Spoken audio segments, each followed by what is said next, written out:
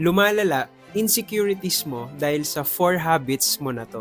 Number 1, mindless scrolling, lalo na sa social media. The more you compare, the more you feel behind. Protect your mind. Number 2, negative self-talk. Wala akong kwenta, bakit ganito yung katawan ko? Paulit-ulit mong naririnig yan mula sa sarili mo. Eventually, maniniwala ka talaga. Change your inner dialogue. Number 3, seeking constant validation. Pag laging approval ng iba, yung basehan ng halaga mo, madaling ma-shake yung self-worth mo. Kailangan mo matutunang i-affirm yung sarili mo kahit walang papuri. And number 4, delaying growth. Alam mo na may gusto kang gawin. Mag-aral, mag-apply, mag-improve, pero lagi mong pinopostpone. Yung guilt at regret na dala niyan, nagpapabigat sa loob at confidence mo. Minsan, hindi mo agad makikita, pero sa pagtagal, yan din yung hihila sa'yo pababa. Time to break them one habit at a time. Nire-remind ka ni God ngayon. Song of Songs 4 verse 7. You are altogether beautiful,